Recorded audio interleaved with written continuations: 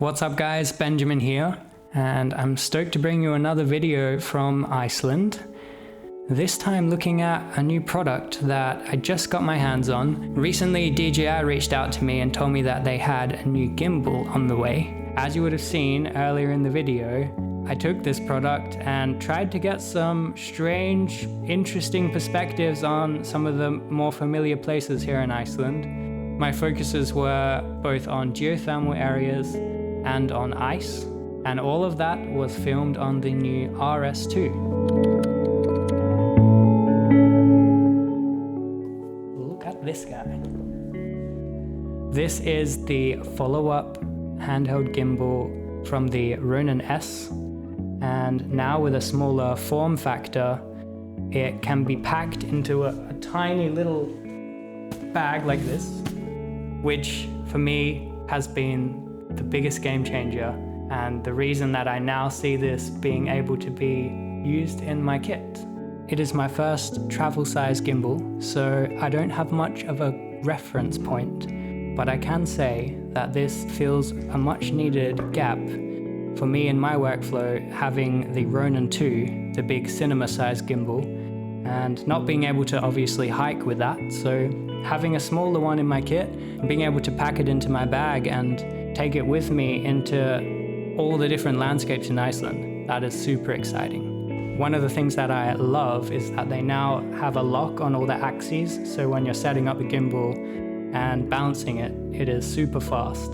The fact that there's now both the slide-in top plate and then the smaller side-mounted plate for the camera means that you can easily get it off without changing the balance.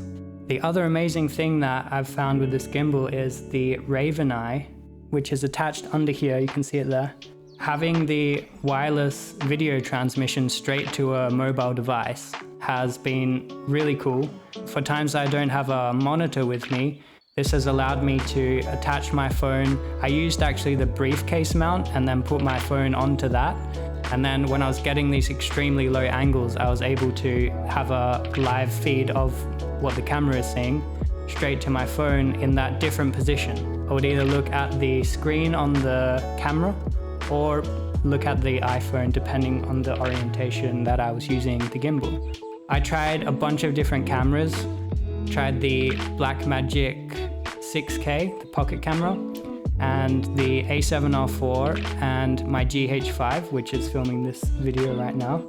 And actually I was surprised that the Blackmagic fit and balanced correctly on this.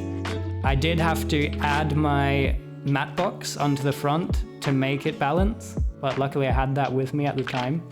But it's just so surreal that this small piece of kit can handle such a big heavy camera like that. And of course I know there are much bigger cameras. I can't imagine putting my Red on it. I don't think that with the battery on that it would fit, but I'm sure that the motors in the gimbal are strong enough to handle that should there be space. Having an additional device in my kit that can come with me just in my camera bag and help me to get really interesting low angles close up to the beautiful nature here. For example, with an iceberg, being able to film almost a macro shot without needing a tripod and being able to just quickly bounce between different icebergs, luxury problem, I know, and capture such close-up shots. There was this one shot in particular, which you would have seen at the start, where the water droplets were falling off of this curved piece of ice that was right there on the beach. And I was able to just hover the gimbal in front of it, moving from side to side and then just sitting still. And the stability is quite remarkable. I know that the footage that I've captured maybe isn't the traditional use for such a product, but that is kind of what I find interesting and fun, to just go out and try different things. For me, all these camera products are just simply tools for me to help get the vision that I have up here out onto the screen and then into the world. And as soon as they start to limit my speed and workflow out in the field, especially when I'm hiking or in quite an extreme environment, then I simply just end up not bringing them with me. This is the first time that I've seen a gimbal be small enough and quick enough to set up that I'm able to actually think about bringing it with me into some higher mountain terrain So that's quite exciting to see potentially what this gimbal can help me achieve out in nature in situations where my bigger Ronin 2 setup can't be used, and simply just when I'm hiking. There'll definitely be more videos in the future when I get to know this product even more, and especially take it on some of the longer hikes next summer. That's very exciting. So stay tuned for more on the new Ronin RS2. And of course, I'll be back with more Iceland and photography videos very soon. Cheers!